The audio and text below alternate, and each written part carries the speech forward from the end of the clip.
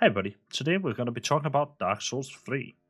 We have been talking about Dark Souls 1, 2, we've talked about Bloodborne so far, but we've yet to talk about Dark Souls 3, and it's the next one logically in the series of Soulborne games from FromSoft. And I'm absolutely hyped and excited to talk about it because I love this game. This was my first entry into Souls, period, and it's also a absolutely awesome game that I am incredibly excited to talk about. To put things into perspective, what I've been doing in the series so far with 4 videos in is 100% in all of the games, meaning that I have gotten all of the achievements in Dark Souls 3, and I have done that for Bloodborne, Dark Souls 2, and Dark Souls 1 as well. I plan on doing it for Sekiro and Elden Ring 2, and Demon Souls for that matter. I love these games. Dark Souls 3 was my entry point into what has become one of my favorite franchises of games ever, and become my favorite genre of games, being the Souls-like. I absolutely adore this. So let's just get right into it and talk about what is, in my opinion, one of the coolest games I've ever played. Now, for transparency's sake, I do want to talk about how I record these videos in general and structure them. I try to not play with the same build more than one run in a row, meaning that I want to swap out my weapons and stuff like that every run I do. For Dark Souls 3, I had to do 3 playthroughs from start to finish to get all the 3 endings, and also to find all the rings in the game. I've completed each of the DLCs twice in normal and New Game Plus, and then I also did my first run entirely solo, being no summons and anything like that. From then on out, I fully allow myself to just have fun with it, summon, go wild, go crazy, go stupid, exploits, everything. And in the case of Dark Souls 3, I started out by playing the Greatsword. I played it up until I got the Dragon Slayer axe, I want to say it's called, from the Dragon Armor, which is really fucking strong, just like really powerful. I love playing with that axe. Then the second playthrough I did with the katana you get from Dark Eater Medir, and my final playthrough I did with the dual ring city greatswords because I just found them really cool. So that's like sort of the builds I have mainly played through with, just for transparency's sake, so you know what I play with, so it isn't a case of me just using some random one-shot key and continuing onwards. Now, to get into it, the combat in Dark Souls 3 is very much like the other Dark Souls games, which is to say it's fucking awesome. It's really, really good. The combat in Dark Souls 3 focuses around, like every other Soulsborne game, dodging and everything like that, but it has learned a couple of things from Bloodborne. That is to say, it's a game where I at least played much more aggressively. And I think there's a lot of reasons to go through. And I think one of the big ones is the fact that Bloodborne teaches you how to play aggressively in these games. And you sort of capitalize on that not just in Bloodborne, but also in the other games in the series. And for me, Dark Souls 3 has been a game where I played much more aggressively than I usually would. I haven't used a shield or any of that. And I think that's really cool to see. So, while it might not be a direct influence due to Dark Souls 3, but it's definitely something that I have noticed with myself, especially in Dark Souls 3. Now, that being said, I do want to mention that when it comes to playing through these games, I am not the sole, determinator of what sort of is the reason you shouldn't play, what you shouldn't like. These are my opinions, and these are something that I enjoy, and this is why I enjoy it. So let's get right into it. Now, in Dark Souls 3, I am going to be talking a lot about the combat, because the combat is sort of what FromSoft gone forward with in Elden Ring as well, and to some degree even in Demon Souls, I feel like in the remake. It's a very Dark Souls 3-esque in comparison to 1 or 2, being that you generally do dodge through attacks and so on. There are still, like I said, 4 pillars that I've touched on, I feel like, in every video, being the story, being the combat, being the, really cool designs and stuff like that, and then obviously being the themes and stuff that I have derived from the game, the meaning that I found within it, that might change depending on who you are. Now, again, like I said, meaning is subjective and it's going to change, but those are the same 4 things I'm going to go over here, because I think they're kind of important to the series, and I think it's kind of cool to talk about and do the video like that, structured like that. When it comes to the combat in this game, you can feel the Bloodborne genes going through it. Because here's the thing. Dark Souls 3 has the option for, yes, very slow and methodical combat, but you can also pick up the katana that you get from Dark Eater Medea and have one of the coolest weapons in gaming history. This is literally Moonveil's grandpa. This sword is dope, to put it into a very short term. It can send out this lightning beam like Moonveil in Elden Ring, but it also has this move where you can just stab a bunch of times, right? And it feels really good to use. It can use speed, blah, blah, blah, blah. We don't need to talk about the actual build. But here's the thing. Gameplay-wise, that katana is one of the faster weapons in Dark Souls. And it is also one of the ones that I had more fun with, as you can dodge through attacks and then immediately followed up with a katana swing just to dodge through the next attack and follow up with another katana swing to then dodge through the next and so on. It is pretty fucking cool in my opinion. And you have things like the Great Sword that is slightly slower, but then you have the new weapon set, which is the paired Great Swords, which are really fucking slow. Like, these are like power stancing if power stances was slower. They are incredibly slow, and it's essentially just dual-wielding great swords. In my case, it was the Ring City Great Sword, being that they have an attack where they charge up and you throw a fire beam at your enemy, which is really fucking cool. Needless to say, I think it is incredibly dope, and I think it's an incredibly cool attack. The moveset is just right there, and it is just a really cool design. Let's be honest. And the same thing can go for the boss fights. A lot of them are faster. You again can see the definite Bloodborne inspiration. Some of them are also much more monstrous, I feel like, than other Souls games. Where it's always been teetering on the edge of outright Lovecraftian horror. And not being as Lovecraftian as Bloodborne, I feel like Dark Souls 3 fits itself comfortably in the niche between, oh my fucking god, what is this? And I am fighting a dude in armor. Now, I don't mind either of these. I have seen some people complain about Dark Souls 2 because there's too many dudes in armor. I kind of disagree with that perception, as I think the idea of finding somebody on equal footing is really cool. At the same time, I will also say I am a really big fan of the monster fights, like against some unknowable Lovecraftian, almost scarred entity. I am really into it.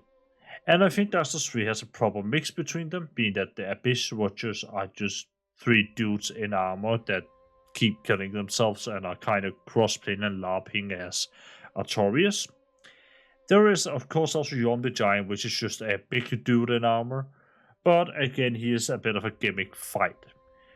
But there are plenty of variation within the combat, in my opinion, and the design of the monsters, and I think that's really fucking nice to see. I will say though, out of all of the games, this is the first one where I basically didn't use a whole lot of magic. I used Sacred Oath to just proc my buffs, and that's it. And I think again that's because I played Bloodborne before this, as I am playing them in somewhat chronological order, being that I am playing Demon Souls in the second last one, as I'm doing by the remake, not the original, as I don't have a PlayStation 3 nor the means to own the game. Now, all of that being out of the way and kind of being a side note and side tangent, I want to just mention that I think the combat is incredibly satisfying.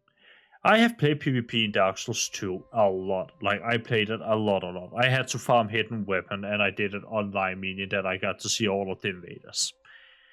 I also played PvP in Dark Souls 3 while doing my farms.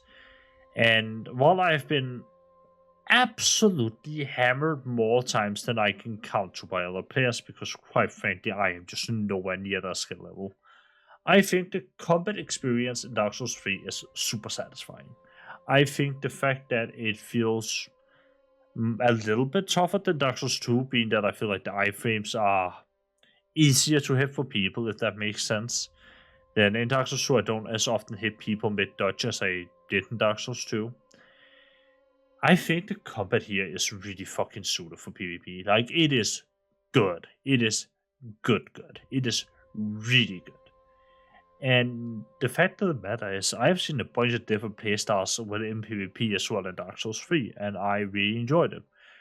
I did some of it with my katana. I've fought some people with my katana, but I've also had to fight people using the Dragon Slayer Great Axe, which I found really fun. It's a nice change of pace, and I honestly just think the PvP in general is really solid here. And I also think if you really wanna see some high skill things, you need to go and watch some PvP compilations from Dark Souls 3. I'm happy to also report that the community is really alive in this game as well. Like, I got into plenty of invasions, especially when it comes to around evening-ish my time, so around midday American time. That thing is just popping off. Like, there are people left, right, and center. And it's nice to see that an older game is also being kept alive. And I get that because it has some really, really special things. I think the Spear Church is something that I'd like to see return as a covenant on another group you can join. Which, if you don't know, is a group that you join, like a covenant, being that it is the covenants, for the record, are like the groups that you can join in the older Souls games where you can get rewards for doing certain things. In this case, the covenant is sort of you being summoned as a boss fight against another player, and I think that's a really cool concept. Not just to be summoned as a boss fight, but have an entire covenant designed around it, and I want to see it done again. I think that's really, really dope. Now, on the other hand, there are other covenants. Obviously, the Sombros make a triumphant return, and you all know me. I like my Sombros. I'm one of you all, where we help each other out with boss fights, and that's really fucking dope as well. There are a lot of different covenants and stuff you can join throughout these games, and they are all really cool and have their own unique rewards to them. And Dark Souls 3 is no exception, but I feel like the PvP covenants in here are just more fun to play with, I'll be honest. Like, they're straight up just more fun. I really like how well the PvP worked in Dark Souls 3, being that, in my opinion, it was harder, and I died a lot more than I did in Dark Souls 2, admittedly. I still really enjoyed it. And to the people I fought, I'll show some clips of it at the end when I'm just rambling a little bit more. I really appreciate you all. I appreciate everybody who played with me. I genuinely had such a good time. And while, yes, I did get summoned into the same world a couple of times in a row, it didn't really hurt my experience at all. This is also the segment where I'm gonna address the, this is just fan service type of shit that I've seen sort of flow around about Dark Souls 3. Here's the thing. Dark Souls 3 is still good, even if it is a bit fan servicey, because people are absolutely right. The reuse of added Londo recreated lovely in better quality and whatnot. While yes, it is reused, it also ties it directly into its themes, being that the themes are about ending things and you find, added Londo in a state of actual ruin. You also see much more of the city than you did before, so I think it's kind of dope. And there are the other things that you can get, some of the old armor sets, like the artoires armor set. You can get the actual sword that is in the bonefires and use that as a weapon, which really fucking cool detail. Like, have that in the other games. So please, god damn, I would love that. I'd love to have a secret weapon where you can pick the sword up from a bonfire or something.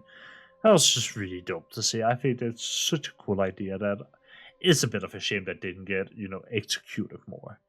Yeah, there are some fan servicey things here. Absolutely, I agree. But I don't think they're done poorly. I don't think they're done in a bad way, nor do I think that they justify calling it bad because of them. I think Dark Souls 3 is a very, very good game, and it is an extremely solid one at that. And, while, yes, I get, the perspective, I just don't really agree with it. Now, that being said, obviously you could find yourself absolutely loving it and being in love with it, and that's also okay.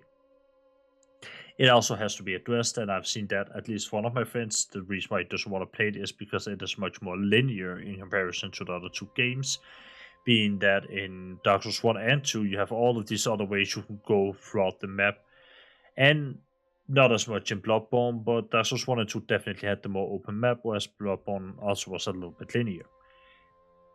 Dark Souls 3 is linear, yes, But the linearity doesn't come in a bad way. It helps the difficulty curve be nice and more smooth.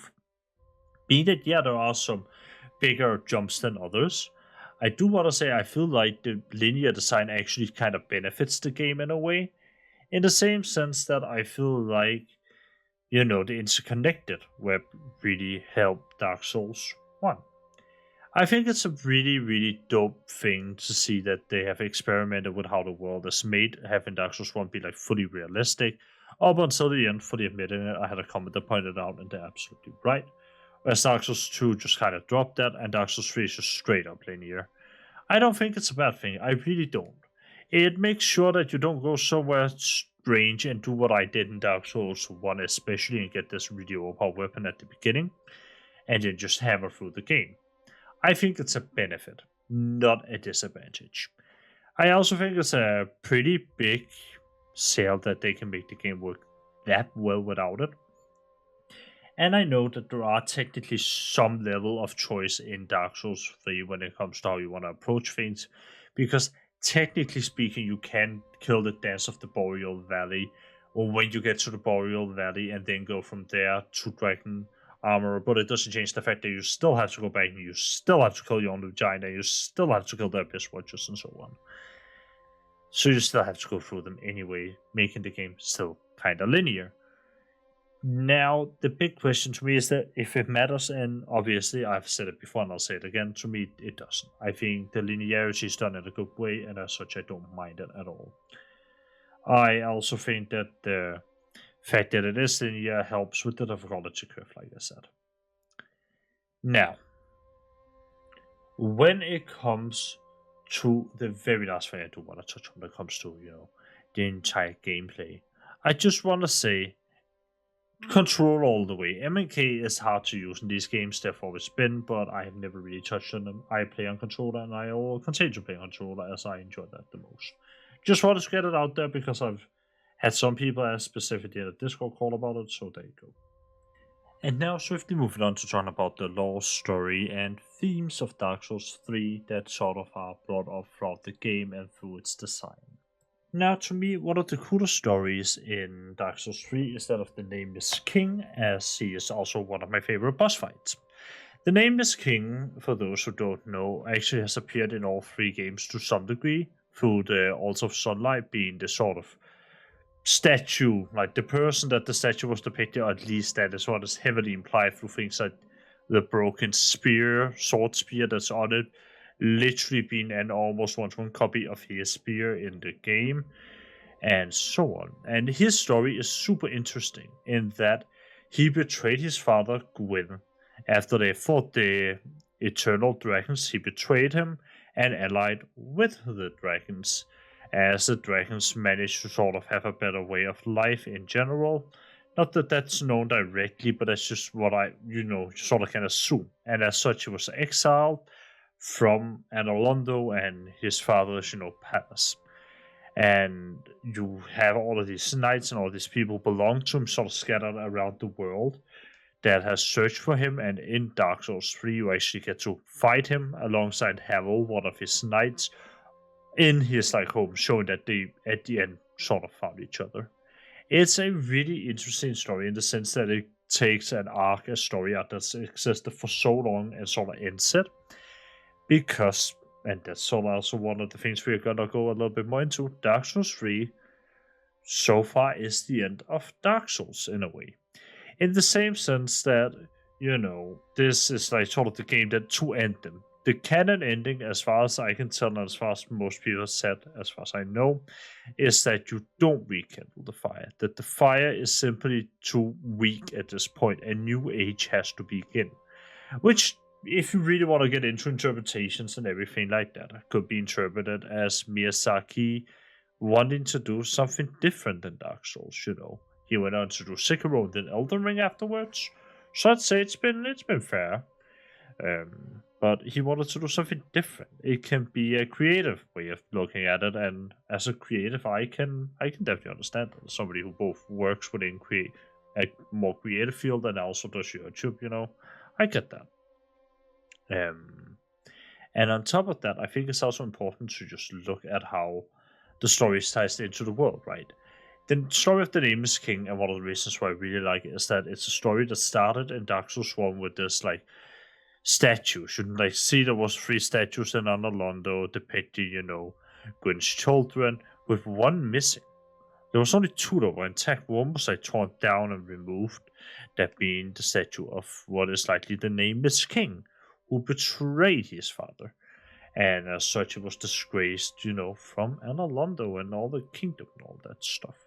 Which I just find is so interesting, because it's perfect in a way. It ties into its own themes, which obviously we have the communal thing. I have said on that. I think basically all of Souls is like that, with the messages that you leave other players, sort of taking this idea that this is a journey, this is something that you're going on with multiple other people. And I also think the community has sort of adapted to that through things like, Return to Anor Londo, any of these like events where the community goes back and, plays the old games again, all together to see, that living and living up of the servers, which is fucking awesome. And obviously it has to be said that, the story in Dark Souls is cryptic, like always. That's part of the charm to me of these games, is the fact that you have to sort of piece things together yourself through environmental storytelling, which, whilst not the most traditional way of doing things, is definitely a really good way of doing things, because when it's done right, it not only creates intrigue, it also creates a sense of discovery that can last long after the game is out. You'll see there's still people dissecting the lore of Dark Souls 1. Now, the themes of Dark Souls 3 to me are really interesting, as it is about ending things. It's about realizing when enough is enough, which is especially seen through the ending of the game, where you quite literally extinguish the life fire of the world, sort of putting the world into eternal darkness, preparing it for the next age to begin. Which you can go into each and all the fan theories about that. I will agree with the people who said the next age is Elden Ring. I'm just saying, just putting my opinion out there. But I do believe that that's the case. And I think it is definitely shown how, through how the stories are told. We talked about the Nameless King earlier, and that is a story where we definitely get a definite end to him. We kill him. Like, we end this character that has been a reoccurring person that we don't know a whole lot about throughout the rest of the games. And yet it somehow feels so satisfying to finally see him in game, after there's been all this storytelling about him, after there's been the speculation that it might have been Solaire, and all of that. We finally get to actually just kill him, just fight him on his giant ass drake that he tamed. And you know what? I think that's really cool. And at the end of the day, that is sort of my take when it comes to the themes. I think the ending theme is just really solid, and it's shown through that. It's shown through how most of the world is decayed at this point. It is destroyed, like even more so than in Dark Souls 1. Anor Londo is a ruined mess. And even characters like Shmo has been cannibalized, as you can find his armor next to the new cannibal, which I'm not gonna name because spoilers, but you can find his armor and all of that stuff. And I think it is so fucking dope, to be honest with you. Now, we already kind of touched on it, but the design, especially on the bosses of Dark Souls 3, is in between Bloodborne and Dark Souls 1. And I think it is pretty incredible. I think a lot of the bosses manage to have an edge to them that do sort of put more in the horrific monster type of vibe, rather than just being a dude in armor or just a regular old guy. As an example, my favorite, well, not my favorite, but one of my favorite bosses is Gundyr, the very first tutorial boss. And in his first form, he's just a guy with a spear and armor. In his second form, he's this giant bird-esque monster that's made out of black goo. And a lot of the designs are like that throughout the game.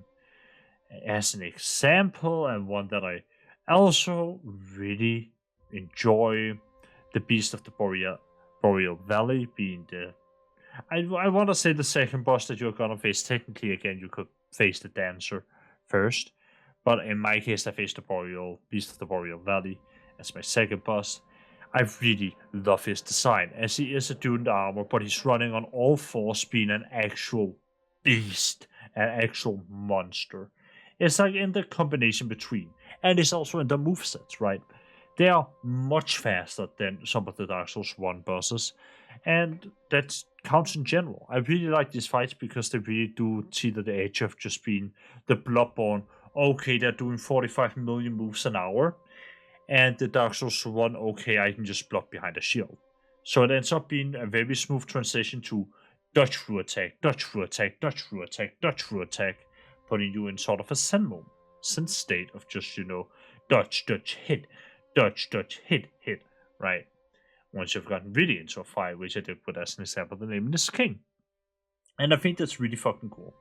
I think you can see the themes throughout the game in its design as well. Everything is in shambles. The profane capital is literally ruined. It is an actual ruin. And the same thing goes for Londo and all of these other places that you see. And I think it goes to show that, the world is ending. It can't go on much more. It's too decayed. It's too broken now. It needs to end. And that is also shown in some of the boss fights. As an example, Indit Skundur, this warrior type of dude, ends up breaking his armor and turning into a giant bird monster. And, I think that's really telling because he can't do it anymore. How long have he been standing there for, just vibing? How long has he been alive for? Because some embered broski decided to throw himself on top of some fire. I think it is an incredibly good way of showing it. I think the fact that you start up in an actual graveyard this time around, and like not just in the sense that you can go to a graveyard, but like it is an actual, I swear to God, graveyard, is kind of telling as well. The fact the Firelink Shrine has turned into that, I think, is really telling. And I have to admit, I love it. I fucking love the way that they have told the story here. It is presented in such a nice and clear to go to way, in my opinion, that while yes, it does require you to think about it, it isn't sort of not implied at all. It's dope, it's cool, it's there. And I think, even the fights where it is just a guy in armor and Biswa just hit, it's my favorite fight, is really fucking cool. The designs are meant to be these LARPers, these role players of artoires, and they're designed to be that. They're like in this concept of killing them, or killing each other, not themselves, right? And they are dressed up as artoires to some degree. They're using a lot of the similar moves like him. They're trying to imitate him in the way that he was sort of portrayed after he died, after the fact that he's gone through the stories that were told about artoires. And you can see that in the design. I cannot stress how cool that is to me. You can see it in them. And in the movesets, the fact that they have these kind of slow but still really fast movesets that has some slow combos, and while he luckily isn't just stun locking me with his jump spin combo again and again like artoires, they are still there. They're still kind of inspired by it, and you see it. I love it. And you can say that about mostly everything else in the entire game. I think it's such a huge benefit to Dark Souls 3 because it helps through the environmental storytelling. And it really does. And that's not even to talk about the weapons. The weapons are cool. Not just in the moveset, not just in what they do, not just in the looks, but all the way down to like the small detail of the combination of how it comes together. Everything about it is just so well made. I get that the filing sword is a kind of fan servicey, but holy shit, does it matter? Have you seen the moveset? Have you seen the fire? I might just be a child. Look, I might just be an actual child here when it comes to my opinion on it. But the fact that it's so well made, that it's so cool, kind of makes me forget that it is fan servicey.